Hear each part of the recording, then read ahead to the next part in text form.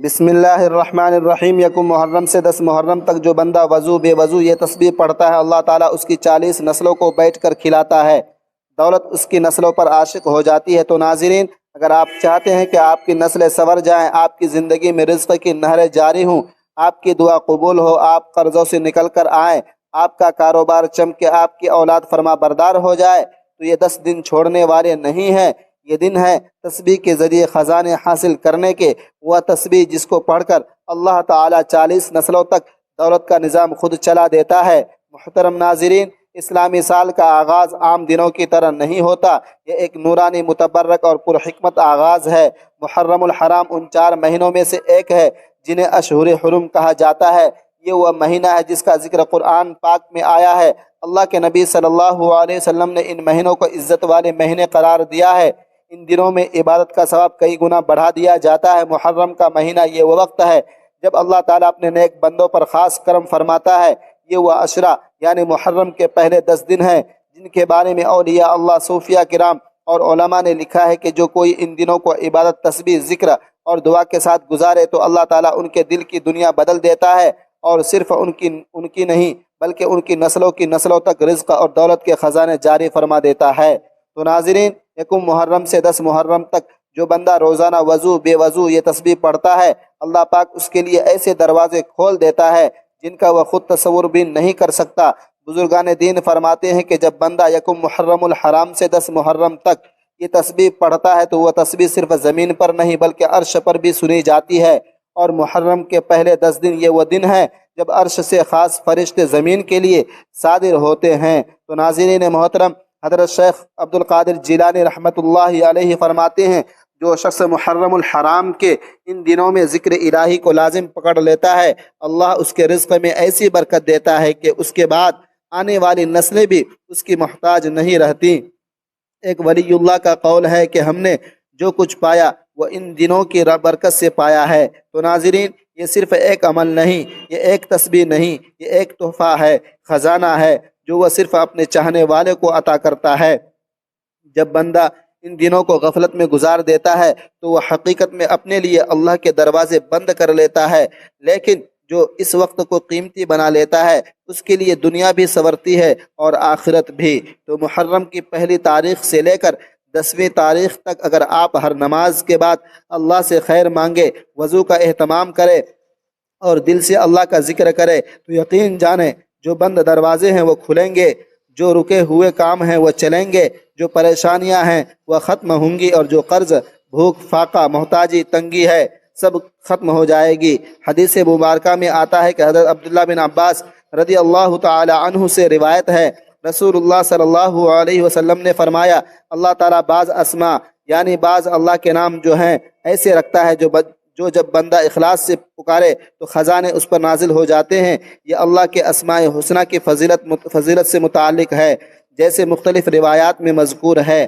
تو یہ اسماء دراصل اللہ تعالیٰ کی ایسی صفات ہیں جن کے ذریعے دعا کی جائے تو رزق، عزت، دولت، ہر چیز میسر آ جاتی ہے۔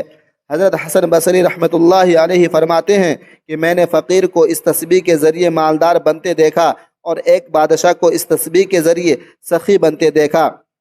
محرم الحرام اسلامی سال کا پہلا مہینہ ہے، اور یہ 4 حرمت والے مہینوں ذوالقعدہ، ذوالحجہ، محرم، رجب میں سے ایک ہے۔ اسلام سے پہلے بھی عرب اس مہینے میں جنگ اور خوریزی حرام سمجھتے تھے، اسلام نے اس کی حرمت کو برقرار رکھا۔ اللہ تعالیٰ کا فرمان ہے، بے شک مہینوں کی گنتی اللہ کے نزدیک 12 مہینے ہیں۔ اللہ کی کتاب میں جس دن سے اس نے آسمان و زمین بنائے ان میں سے 4 حرمت والے ہیں۔ 10 محرم کو یوم عاشورہ کہا جاتا ہے جو بڑی فضیلت والا دن ہے۔ حضرت موسیٰ علیہ السلام اور بنی اسرائیل کو فرعون سے نجات اسی دن ملی۔ حضور صلی اللہ علیہ وسلم نے مدینہ پہنچ کر یہودیوں کو 10 محرم کا روزہ رکھتے دیکھا تو فرمایا، ہم موسیٰ علیہ السلام کے تم سے زیادہ حقدار ہیں۔ پھر آپ صلی اللہ علیہ وسلم نے خود بھی روزہ رکھا اور صحابہ کو بھی حکم دیا۔ رسول اللہ صلی اللہ علیہ وسلم نے فرمایا، میں امید رکھتا ہوں کہ اللہ تعالیٰ عاشورہ کے روزے کے بدلے 1 سال پہلے کے گناہ معاف فرما دے گا۔ صحیح مسلم حدیث نمبر 1162 اور دیگر۔ آپ صلی اللہ علیہ وسلم نے اگلے سال 9 اور 10 محرم کے روزے رکھنے کا ارادہ ظاہر فرمایا تاکہ یہودیوں کی مخالفت ہو، لیکن اس سے پہلے ہی آپ صلی اللہ علیہ وسلم کی وفات ہو گئی۔ 61 ہجری میں 10 محرم کو حضرت امام حسین رضی اللہ تعالی عنہ نبی صلی اللہ علیہ وسلم کے نواسے اور ان کے ساتھیوں نے کربلا میں شہادت پائی۔ یہ واقعہ انتہائی دردناک ہے، لیکن بعض لوگ غلو کرتے ہیں، سینہ کوبی کرتے ہیں، ماتم اور خود کو زخمی کرنے جیسے غیر شرعی اعمال کرتے ہیں جو اسلام میں جائز نہیں۔ 9 اور 10 محرم کے روزے رکھنا یا صرف 10 محرم کا صدقہ و خیرات کرنا، توبہ و استغفار کرنا، غیر شرعی بدعت سے بچیں۔ سینہ کوبی، زنجیر زنی اور نوحہ خوانی، محرم کو مہینہ غم سمجھنا حالانکہ یہ اللہ کا محترم مہینہ ہے، جھوٹے واقعات یا من گڑت کیسے بیان کرنا، اس سے بیان کرنا، ان سب سے بچیں۔ اللہ تعالی ہمیں محرم الحرام کی برکتوں سے فائدہ اٹھانے اور گناہوں سے بچنے کی توفیق عطا فرمائے، آمین۔ اللہ پاک آپ کے تمام مصائب و مشکلات، پریشانیاں، تکالیف، بیماریاں اس محرم الحرام کی اس برکت سے ہمیشہ کے لیے ختم فرمائے۔ اے اللہ، اس محرم الحرام کی برکت سے آپ سب لوگوں کو ہزاروں حاجات اور ضروریات اپنے غیبی خزانوں سے پوری فرما۔ اے اللہ، محرم الحرام کی برکت سے اولاد، رزق اور مال و دولت میں اپنی خصوصی برکتیں نازل فرما۔ اے اللہ، محرم الحرام کی برکت سے اولاد کو اچھے سے اچھے گھرانوں میں رشتے اور اچھے سے اچھے روزگار، کاروبار اور سرکاری جابس نصیب فرما۔ اے اللہ، بے گھر ساتھیوں کو اپنے گھر نصیب فرما، بیماروں کو شفائے کاملہ عاجلہ نصیب فرما، مشکلات اور تکالیف میں پھنسے ہوئے لوگوں کو مشکلات اور تکالیف سے ہمیشہ کے لیے نجات دلا۔ اے اللہ، جو ساتھی بے اولاد ہیں ان کو نیک اور صالح اولاد نرینہ نصیب فرما۔ اے اللہ، ان کی من کی مرادیں، دلی حاجات اپنے غیبی خزانوں سے پوری فرما، آمین ثم آمین۔ جو ساتھی ہمارے ساتھ ان دعاؤں میں شامل ہونا چاہتے ہیں کمنٹ میں ایک بار آمین اور اپنا نام ضرور لکھ دیجئے۔ معزز سامعین، آج کی ویڈیو میں آپ کے لیے جو عمل لے کر آپ کی خدمت میں حاضر ہوا ہوں، یہ عمل محرم الحرام کا وظیفہ ہے۔ آپ کا ہر ادھورا کام انشاءاللہ العزیز منٹوں میں پورا ہوگا۔ آپ جتنا چاہیں گے اس وظیفے کی برکت سے اور اللہ کے فضل و کرم سے آپ کو مل جائے گا۔ ایسے بابرکت وظائف اور بابرکت مواقع انسان کو بہت کم ملتے ہیں۔ اس وظیفے کی برکت سے اللہ جل جلالہ آپ پر رزق اور مال و دولت کے دروازے کھول دیں گے، کیونکہ اللہ جل جلالہ کے خزانے لامحدود ہیں۔ وہ رب ہیں جس کو چاہے تو اپنے خزانوں سے بے شمار رزق دے دیتا ہے، اور وہ رب ہے جس کو چاہے تو اپنے خزانوں سے مال و دولت کے دروازے کھول دیتا ہے۔ وہ رب ہے جس کو چاہے تو چھپر پھاڑ کر دے دیتا ہے۔ آج کا وظیفہ ایک ایسا پاورفل وظیفہ ہے جو 3 دن کے اندر اندر اپنا اثر ظاہر کرتا ہے۔ آج آپ نے اس وظیفے کو کیا، 3 دن کے اندر اندر اس کے کرشمات اور اس کی برکات آپ کی اپنی آنکھ کے سامنے ظاہر ہو جائیں گے۔ یہ وظیفہ آپ شادی کے لیے بھی کر سکتے ہیں، رشتے کے لیے بھی کر سکتے ہیں، بے روزگاری کے خاتمے کے لیے، دشمنی سے نجات کے لیے، قرض کی ادائیگی کے لیے، گھر، اولاد اور عزت میں برکت کے لیے، بے اولادی کے خاتمے کے لیے، رشتہ طے ہونے کے لیے، ہر قسم کی بندش کے خاتمے کے لیے، جادو و جنات، سایہ دار چیزوں سے حفاظت کے لیے اور ہر قسم کی بیماری سے شفا کے لیے۔ آج کا وظیفہ اکثر خاص یہ بابرکت وظیفہ آپ نے کیسے کرنا ہے، مکمل طریقہ کار بتاؤں گا۔ ویڈیو کو لائک کیجیے اور صدقہ جاریہ سمجھ کر ثواب کی نیت سے اپنے دوستوں کے ساتھ ایک بار شیئر بھی ضرور کیجیے تاکہ دوسرے مسلمان بھی اس سے فائدہ اٹھا سکے۔ محترم ناظرین، یہ محرم الحرام کا بابرکت اور فضیلت والا مہینہ شروع ہو چکا ہے۔ اس مبارک مہینے سے اسلامی سال شروع ہوتا ہے اور اس مبارک مہینے میں لوگ عبادات بھی کرتے ہیں اور ساتھ ساتھ اچھے اچھے وظائف بھی پڑھتے ہیں۔ ان وظائف میں سے ایک بہترین وظیفہ آج کا بھی ہے کہ اگر آپ نے اس وظیفے کو کیا تو اللہ جل جلالہ آپ پر اپنی مال و دولت اور رزق کے دروازے کھول دیں گے۔ آپ کے گھر میں مال و دولت کی فراوانی ہوگی، رزق میں کشادگی ہوگی، غربت ہمیشہ کے لیے ختم ہو جائے گی۔ تو ناظرین محترم، اس دور میں اکثر لوگ یہ شکایت کرتے ہوئے نظر آتے ہیں کہ ہمارے رزق میں برکت نہیں ہے۔ ہم روزی کمانے کے لیے اتنی محنت کرتے ہیں، دن رات جد و جہد کرتے ہیں اور اپنی ساری توانائیاں کھپا دیتے ہیں، لیکن پھر بھی خرچے پورے نہیں ہوتے بلکہ الٹا ہر مہینے قرضہ چڑھ جاتا ہے۔ اس صورتحال کو سامنے رکھتے ہوئے یہ سوال پیدا ہوتا ہے کہ رزق میں برکت کیسے آ سکتی ہے اور وہ کون سے اسباب ہیں جنہیں اختیار کیا جائے تو رزق میں برکت آ جاتی ہے اور اس سے تمام اخراجات پورے ہو سکتے ہیں۔ پہلی بات یہ ہے کہ ہم اس بات پر مکمل یقین ہونا چاہیے کہ ہم سب کا رازق اللہ تعالیٰ ہی ہے، اس کے سوا کوئی رازق نہیں۔ وہ دیگر اختیارات کی طرح اس میں بھی وہ واحد و لا شریک ہے۔ کائنات میں ہر جاندار کے رزق کا ذمہ اللہ تعالیٰ نے اپنے اوپر رکھا ہے۔ اس کا فرمان ہے، زمین میں چلنے والے ہر جاندار کا رزق اللہ کے ذمہ ہے، اور رزق کے فیصلے اللہ تعالیٰ آسمان سے کرتا ہے۔ اللہ تبارک و تعالیٰ کا فرمان ہے، آسمان میں تمہارا رزق ہے اور وہ بھی جس کا تم سے وعدہ کیا جاتا ہے۔ رزق اللہ تعالیٰ کی ایسی نعمت ہے جس کی تقسیم کا اختیار اللہ تعالیٰ نے اپنے پاس رکھا ہے۔ اللہ تعالیٰ کے ارشاد کا مفہوم ہے، اللہ تعالیٰ تو خود ہی رازق ہے، مستحق کم قوت والا۔ اللہ تعالیٰ بعض لوگوں کو کشادہ اور وسیع رزق عطا کرتا ہے اور بعض لوگوں کو رزق میں تنگی فرما دیتا ہے۔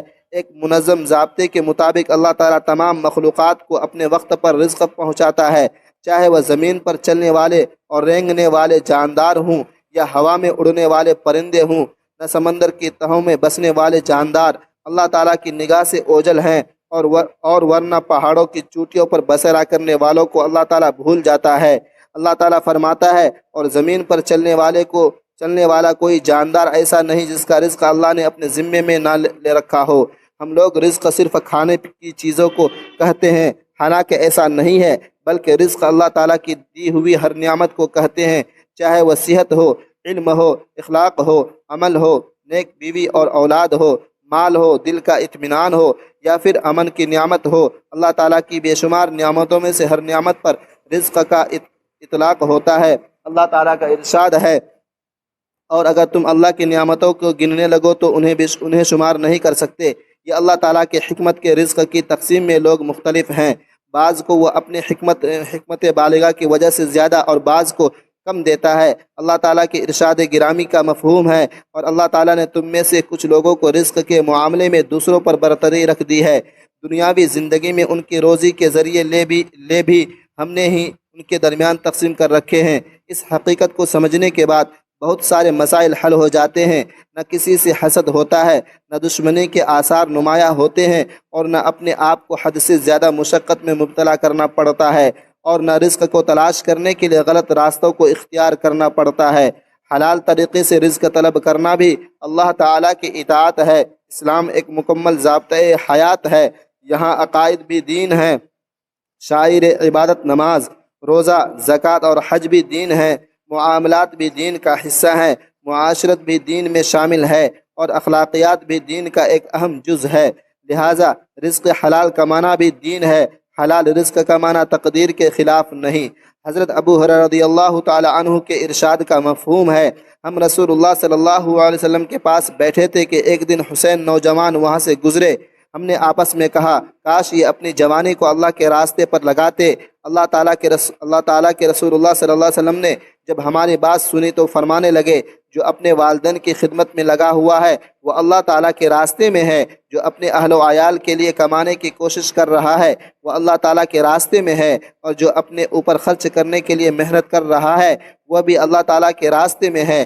لہٰذا جو روزی کمانے کے لیے اپنے گھر سے کسی عمل، ڈیوٹی یا تجارت کی غرض سے نکلا وہ اللہ کے راستے میں ہے۔ اللہ تعالیٰ کے رسول اللہ صلی اللہ علیہ وسلم اور صحابہ کرام رضوان اللہ علیہم اجمعین نے روزی کمانے کے لیے بکریاں چرائیں، کھیتی باڑی اور تجارت کی ہے۔ حضرت حذیفہ رضی اللہ تعالی عنہ فرماتے ہیں، رسول اللہ صلی اللہ علیہ وسلم نے ایک مرتبہ فرمایا، جبرائیل علیہ السلام نے میرے دل میں یہ بات ڈالی کہ کسی کو اس وقت تک موت نہیں آ سکتی جب تک وہ اپنا رزق پورا نہ کر لے، اگرچہ کبھی رزق ملنے میں تاخیر ہو سکتی ہے۔ لہٰذا اللہ سے ڈرتے ہوئے اچھے طریقے سے رزق طلب کرو، رزق کی تاخیر تمہیں گناہ پر آمادہ نہ کر دے۔ اس لیے اللہ تعالیٰ کے پاس جو رزق ہے اسے صرف عطا کے ذریعے ہی حاصل کیا جا سکتا ہے۔ رزق میں برکت کے اسباب، دنیا میں ہر انسان کشادہ رزق کے لیے کوشاں رہتا ہے، لیکن بعض اوقات اسے پوری طرح کامیابی نہیں ملتی۔ قرآن و حدیث میں بعض اعمال کو رزق کی ترقی کے لیے بہترین سبب قرار دیا گیا ہے، ان اعمال میں سے بعض کا تذکرہ یہاں کیا جاتا ہے۔ ناظرین محترم و سامعین کرام، تقوی اختیار کرنا، انسان کو جب دولت کی فکر لاحق ہوتی ہے تو بعض اوقات وہ حلال اور حرام کی تمیز کیے بغیر ہر قسم کے مال اور رزق کو جمع کرنے اور اسے حاصل کرنے کی کوشش کرتا ہے، چنانچہ وہ سود، जुआ, रिश्वत, नाप तौल में कमी और इज्तिमाई अमवाल को हड़प करने से भी दरेग नहीं करता, लेकिन वह इस सारी तगोदो में ये बात भूल जाता है कि अल्लाह ताला ने माल और रिज़्क़ में बरकत को तकवा के साथ मुंसलिक किया है। यही वजह है कि बहुत सारी कोशिशों के बावजूद भी बाज़ लोगों की ज़रूरतें पूरी होती नज़र नहीं आती। अल्लाह ताला की इरशाद का मफ़हूम है, और जो कोई अल्लाह से डरेगा अल्लाह ताला उसके लिए मुश्किल से निकलने का कोई रास्ता पैदा करेगा और उसे ऐसी जगह से रिज़्क़ अता करेगा जहाँ से उसे गुमान भी नहीं होगा। शुक्र अदा करना। शुक्र की तौफीक एक ऐसी नियामत है कि जिसकी वजह से अल्लाह ताला दीगर नियामतों में इजाफ़ा फरमाता है। अल्लाह ताला का इरशाद का मफ़हूम है, और वह वक्त भी याद करो जब तुम्हारे परवरदिगार ने ऐलान फरमा दिया था कि अगर तुमने वाकई शुक्र अदा किया तो मैं तुम्हें और ज़्यादा दूंगा। जहाँ ये बात भी काबिल ज़िक्र है कि अल्लाह ताला ने शुक्र को हलाल माल के साथ जोड़ दिया है। चुनांचे फरमाता है, ए ईमान वालो, जो पाकीज़ा चीज़ें हमने तुम्हें रिज़्क़ के तौर पर अता की हैं उनमें से जो चाहो खाओ और अल्लाह का शुक्र अदा करो। सिला रहमी। रिज़्क़ में बरकत और पुरसुकून ज़िंदगी के असबाब में से एक अहम सबब सिला रहमी यानी रिश्तेदारों के साथ अच्छा बर्ताव करना भी है। तो नाज़रीन मुहतरम व सामिईन किराम, रसूलुल्लाह सल्लल्लाहु अलैहि वसल्लम फरमाते हैं, जो चाहता है कि उसका रिज़्क़ कुशादा हो जाए और उसकी उम्र लंबी हो जाए तो उसे चाहिए कि वो सिला रहमी करे। सही बुखारी हदीस नंबर 2067, सही मुस्लिम हदीस नंबर 2557। सिला रहमी एक ऐसी अजीम सिफत है जिसकी वजह से आदमी पर रिज़्क़ के तमाम दरवाज़े खुल जाते हैं और उसमें बरकत पैदा होती है। नंबर 4, सदका। इस्लाम में सदका करने की बहुत फजीलत बयान की गई है, जिसकी वजह से रिज़्क़ में बरकत होती है, और सदका अल्लाह तबारक व तआला की नियामतों को सदका करने वाले की तरफ खींचता है। नाज़रीन मुहतरम व सामिईन किराम, रसूलुल्लाह सल्लल्लाहु अलैहि वसल्लम का इरशाद है, अल्लाह ताला फरमाता है, खर्च करो तुम पर खर्च किया जाएगा। मुसलमान का हर नेक अमल उसके लिए दुनिया और आखिरत की भलाइयों का ज़रिया है। नेक अमल से आदमी की आखिरत तो बनती है, उसके साथ दुनिया भी संवरती है।